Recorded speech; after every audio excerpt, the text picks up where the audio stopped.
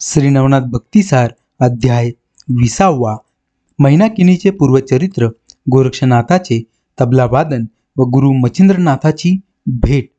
पुढे मारुतीने लहान रूप धारण केले व शृंगमुंडुरात जाऊन गुप्त रूपाने राजवाड्यात प्रवेश केला. त्यावेळी राणी पद्मिनी म्हणजेच मैनाकिनी आपल्या मंचकावर स्वस्थ निजली होती. तिच्या दासी वगैरे दुसरे कोणी जवळ नाही असे पाहून मारुती तिच्या महालात जाऊन मंचकावर बसला. त्याने राणीचा हात धरला तेव्हा ती जागी झाली व मारुती तिच्या दृष्टीस पडला. त्या सरसी तिने त्याच्या पायावर मस्तक ठेविले. त्या राणीला तिलोत्तमा, मैनाकिनी व पद्मिनी असे 3 नावे होती. ही तिन्ही नावे पडण्याची कारणे अशी की सिंहली द्वीपमध्ये पद्मिनी स्त्रियात ही मैनाकिनी स्त्री फारच सुंदर होती. तिच्यासारखी रूपवती दुसरी नव्हती. एके दिवशी ती सहज आकाशाकडे पाहत असता त्यावेळी विमानात बसून जात असलेल्या वसूचे धोतर एका बाजूस होऊन विषयदंड विमानाच्या गवाक्षद्वारातून मैनाकिनीच्या पाहाव्यास आला. तेव्हा तिला हसू आले. हे पाहून तो म्हणाला, माझ्याविषयी तुला प्रीती उत्पन्न झाल्यामुळे तुला हसू आले आहेत. खरोखर तू व्यभिचार कर्म करणारी पापीण आहेस. मी तर तसा भ्रष्ट नाहीत.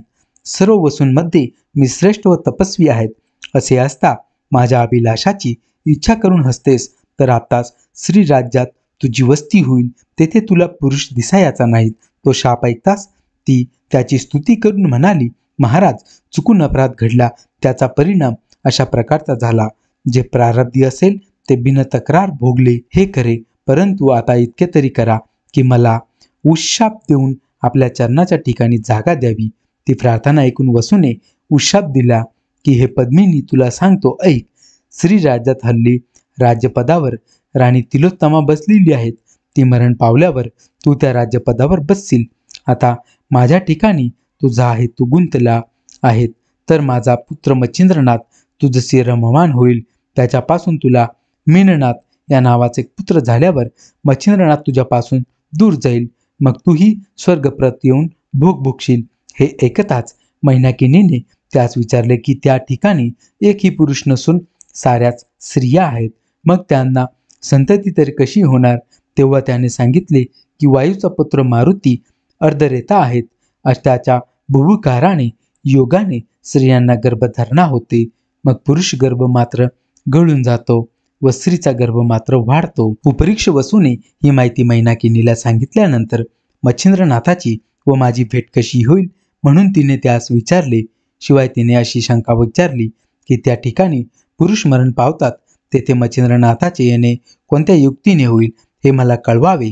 ते ऐकून तो म्हणाला, तू आता तप करून मारुतीची आराधना कर, म्हणजे तो प्रसन्न होऊन तुझी चिंता दूर करील. मग तुला एक गोष्ट सांगून ठेवतो, ती नीट लक्ष देऊन ऐक. ती ही की त्यावेळेस मारुती प्रसन्न होऊन वर देण्यास तयार होईल त्यावेळेस तू त्याच्या प्रत्यक्ष अंगसंगाचे मागणे माग. तो संकटात पडून मच्छिंद्रनाथास घेऊन येईल. अशा बेताबेताने तुझा कार्यभाग साधून घे. त्या मारुतीविषयी तू कोणत्याही प्रकारची शंका मनात आणू नकोस. तो तुझी मच्छिंद्रनाथाची निसंशयपणे गाठ घालून देईल. असा वर देऊन उपरीक्ष वसू आपल्या स्वस्थानात परत गेले. त्यानंतर मैनाकिनीने श्रीराज्यात शृंगमुरुंड नामक शहरात प्रवेश केला. तेथे ती एका चांभाराच्या घरी गेली व ओटीवर बसली.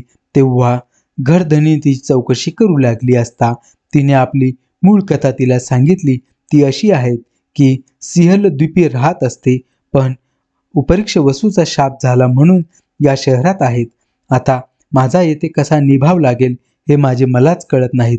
हे ऐकून चंभारणीने सांगितले की तू मला कन्येप्रमाणे आहेस. येथे खुशाल राहा व आपल्या हाताने स्वयंपाक करून जीवित जा. मग आनंदाने तेथे राहू लागली. ती दोघेही स्वयंपाक करून लागल्यामुळे चंभारणीची चूल सुटली. ती तेथे राहून आनंदामध्ये आपली कालक्रमणा करी. एके दिवशी तिलोत्तमा राणीने प्रधानादी दरबारातील स्त्रियास सांगितले की माझ्या वृद्धापकाळात झाल्यामुळे मी किती दिवस जगेल याचा मला नेम नाही. यास्तव या श्रीराज्याच्या पदावर कोणाची स्थापना करावी याचा विचार केला पाहिजे. तेव्हा मंत्रिमंडळाने सांगितले की हत्तीच्या सोंडेत माळ देऊन त्यास नगरात पाठविले व तो त्याच्या गळ्यात माळ घालील तेव्हा राज्यपदावर बसवेल. ही युक्ती ऐकताच तिला आनंद झाला मग एका शुभ मुहूर्तावर हत्तीच्या सोंडेत माळ देऊन त्यास नगरात पाठविले. त्याने मैनाकिनीच्या गळ्यात माळ घातली.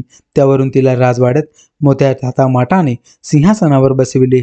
मैनाकिनीस राज्य प्राप्त झाल्यानंतर तिने मोठे तप केले व तिची ती निष्ठा पाहून मारुती तिला प्रसन्न झाला वगैरे इतिहास मागे विवेद केलाच आहेत. ती सहल द्वीपामध्ये असता तिच्या आईबापांनी आवडतीचे नाव मैनाकिनी असे ठेवले होते.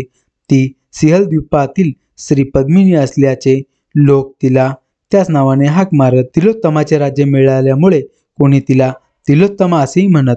अशी ही तिची 3 नावे प्रसिद्ध झाली आहेत. मारुतीने मैनाकिनी राणीचा हात धरल्यानंतर तो म्हणाला की मी वचनात गुंतल्याप्रमाणे मच्छिंद्रनाथ तुझ्या स्वाधीन केला, परंतु तो आता येथे फार दिवस राहणार नाही. का की मच्छिंद्रनाथाचा शिष्य गोरक्षनाथ हा त्यास घेऊन जाण्यासाठी येथे येत आहेत. तो सर्वांना अजिंक्य आहेत. मी तुझ्यासाठी पुष्कळ उद्योग केला. श्रीरामाने सांगून पाहिले, परंतु आम्ही उभयंतांचे त्याने ऐकले नाहीत. गोरक्षनाथ मच्छिंद्रनाथास नेल्याशिवाय राहणार नाहीत म्हणून मारुती स्पष्ट बोलला. तसेच मारुतीने मैनाकिनी सांगितले की गोरक्षनाथ आता येईल, त्यास हरियुक्तीने येथे रमवू, पण तो विषयास्तव नाही हे लक्षात ठेव आणि जसे होईल तसे करून त्यास तुझ्या छापेत आण. इकडे गोरक्षनाथ कलिंग वेशे समागमे शृंग मुरुंडात जाऊन पोचला. ती सर्व मंडळी एका धर्मशाळेत उतरली होती.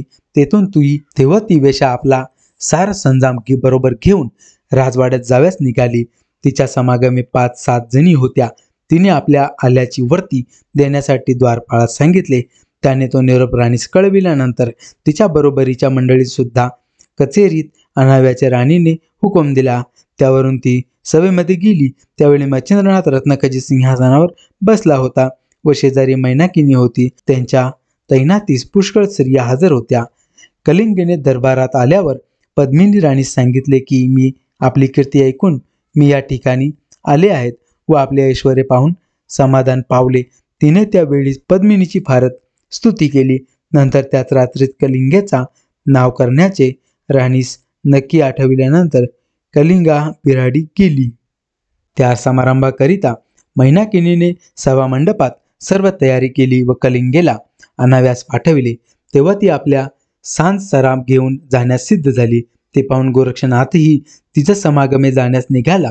जाण्यापूर्वी त्याने तिला एकांती बोलून सांगितले की मृदंग वाजव्यास मला दे, तो मी इतक्या कुशलतेने वाजवीन की मच्छिंद्रासह राणीस पण खुश करेन. त्यावेळी लागेल तितका पैसा तू त्याच्या जवळून मागून घे. परंतु कलिंगा म्हणाले, मी तुला बरोबर घेऊन गेले असते, परंतु तेथे सर्व स्त्रिया असून पुरुषाला जाण्याची मनाई आहेत. तुला पाहून त्याच्या मनात विकल्प येईल, अनेक संशय येतील. ते ऐकून गोरक्षनाथ म्हणाला, मी स्त्रीच्या रूपाने येतो. या 2 फायदे आहेत. गुरुची भेट मला व्हावी हे माझे कार्य होईल व तुलाही पैसा पुष्कळ मिळेल. हे त्याचे म्हणणे कलिंगेने कबूल केले. मग उत्तम तऱ्हेने लुगडे नेसून चोळी घालून विणीपणी करून व दागदागिने घालून त्याने हुबेहूब स्त्रियांचा वेश धरला. नंतर ती सर्व मंडळी थक्क झाली. उर्वशी सारख्या स्त्रियांनी दासी व्हावे असे ते अप्रतिम रूप होते. ते पाहून राणी वगैरे मंडळींनी तिची अत्यंत वाखाणकी केली. कलिंगा मुख्य नायकीन, पण तिचेही गोरक्षाच्या श्रीरूपापुढे तेज पडेनासे झाले. त्याने ताल सूर बरोबर जमवून मृदुंगावर थाप दिली. नंतर नाच सुरू झाला. त्या वेळेचे कलिंगेचे गाणे ऐकून सर्वांस अत्यानंद झाला. गोरक्षनाथाने मच्छिंद्रनाथास पाहताच मनात नमस्कार केला व इतके दिवसांनी दर्शन झाल्याने आपण कृतार्थ झालो असे त्यास वाटले. येथील नृत्यांगनाचा समारंभ फारच अपूर्व झाला व खुद्द मच्छिंद्रनाथाने मान डोलावून शाबासकी दिली. परंतु त्यानंतर गोरक्षनाथ मृदुंग वाजवित असता मधून मधून चलो मच्छिंदर गोरखाया असा ध्वनी वारंवार उठवी. तो ऐकून मच्छिंद्रनाथास दचका बसे व गोरक्ष कसा आला या विचारात तो पडे. ते ऐकून त्या आवाजाने त्याची मुखश्री उतरून गेली व गाण्यावरून त्याचे मन उडाले. तेव्हा असे होण्याचे कारण पद्मिनीने विचारले. त्यावरून त्याने तिला गोरक्षनाथाचा सर्व प्रकार मुळापासून कळविला. मारुतीने पद्मिनीस गोरक्ष आल्याविषयी सांगितलेली खून फटताच तीही करकरून उतरली गेली. तेणे करून त्या गाण्याच्या आनंद तरंगांचा भंग झाला. तरी मैनाकिनी तशीच लक्ष देऊन ऐकत होती. काही वेळाने तिच्याही श्रवणी तसाच आवाज पडला. मग तिने कलावंतीस सांगितले की आमच्या सगळी मृदुंग वाजत आहेत, तो वाजवून पहा. त्यावरून तिने तो वाजविला असतानाही तोच आवाज निघू लागला. राणीने आपली कलावंतीन वाजवण्यास पाठविली, पण तिने चलो मच्छिंद्र गोरख आया हे शब्द काढता येईनात. तेव्हा त्या स्त्री वेशाधाऱ्याला गोरक्षाला मैनाकिनीने एकीकडे नेऊन खरा प्रकार सांगण्याविषयी प्रार्थना करून गुरुची तुला शपथ घातली, तेव्हा प्रकट होण्याचा हाच योग्य समय आहे असा विचार करून तो तिला म्हणाला की मी खरोखर स्त्री नव्हे, मच्छिंद्रनाथाचा प्रिय शिष्य गोरक्षनाथ आहेत. तुझ्या राज्याच्या व्यवस्थेमुळे मी स्त्रीवेश घेतला आहे. ते ऐकून मैनाकिनी त्याच्या पाया पडली. मग रत्नखचित अलंकार व पुरुषाची उंची वस्त्रे आणून गोरक्षनाथास दिली. तेव्हा त्याने स्त्रीवेश टाकून पुरुषवेश घेतल्यानंतर ती त्याच्या हात धरून त्यास सभेमध्ये मच्छिंद्रनाथाकडे घेऊन गेली. तेथे तिने मच्छिंद्रनाथास खुणेने इशारा केला व सांगितले, तुमच्या भेटीची इच्छा धरून गोरक्षनाथ येथे आला आहे. प्रारब्ध उदयास आले म्हणून आज हा येथे दृष्टीस पडला आहे. त्याच्या योगाने संपूर्ण राष्ट्रास मोठे भूषण आहेत. आता माझी सर्व काळजी दूर झाली. राज्याची जोखमदारी आपल्या अंगावर येऊन हा मुलगा नीट राज्यकारभार चालविल. हा आता आपल्या धाकटा भाऊ मीननाथ याचेही उत्तम संगोपन करेल. अशा प्रकारे मैनाकिनीने त्यास मोहून टाकण्याचा उत्तम घाट घातला. परंतु तो तिचा भेद पाहून गोरक्षनाथास हसू आले. तो तिला म्हणाला, आम्ही शुद्ध वैष्णव लोक, आम्हाचे भूषण काय कामाचे? विधवेला कुंकवाची उठाठेव कशाला पाहिजे? असे जरी त्याने ब्रह्मत म्हटले तरी मच्छिंद्रनाथ त्याच्या स्वाधीन होईपर्यंत पद्मिनी जसे वागविल तसे वागण्याचा त्याने बेत केला. नंतर मच्छिंद्रनाथाने गोरक्षनाथाच्या गळ्यास मिठी मारली व कलिंग नायकिनीस बहुत द्रव्य देऊन निरोप दिला. नंतर गुरुने शिष्यास नवल वर्तमान विचारले. तेव्हा त्याने आपली संपूर्ण हकीकत त्यास कळविली व आता तुम्हाला सोडून मी कदापि एकटा राहावयाचा नाहीत म्हणून सांगितले. त्यावेळेस मच्छिंद्रनाथानेही त्याची परोपरीने समजूत करून म्हटले की तुझ्याविषयी मी निरंतर विचार करीत आहेत, पण काय करू, न घडावे ते घडून आले. मला मारुतीने गोवन येथे आणून घातले, पण तुझ्या वाचून मला येथे चैन पडत नाही. अशी बहुत प्रकारची त्याची समजूत करू लागला. तेव्हा गोरक्षनाथ म्हणाला की तुमचे शिष्य अनेक आहेत, तुम्ही जाल तेथे दुसरी पुष्कळ शिष्य कराल. त्या योगाने तुमची माया सर्वसाठी वाईट जाईल.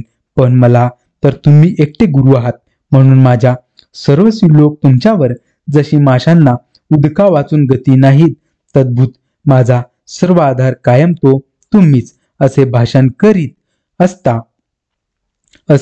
करीत असता गोरक्षनाथाच्या नेत्रावाटे आसवे गळत होती. मग मच्छिंद्रनाथाने त्यास पुष्कळ बोध करून त्याचे समाधान केले व त्यावेळी त्याची प्रेमाची बरीच भाषणे झाली. नंतर उभयंतांनी एके ठिकाणी भोजन केले व एकाच ठिकाणी निद्रा केली. दुसरे दिवशी सकाळी नित्यकर्म झाल्यावर एका मांडीवर गोरक्ष व दुसऱ्या मांडीवर मीननाथ यांना घेऊन मच्छिंद्रनाथ रत्नखचित सिंहासनावर बसून गोष्टी सांगू लागले. अशा प्रकारे श्री नवनाथ भक्तिसार कथेचा अध्याय 20 येथे संपन्न झाला. तर आपण पुन्हा भेटूया पुढील अध्यायामध्ये श्री नवनाथ भक्तिसार अध्याय 21. तोपर्यंत जय श्री गुरुदेव दत्त.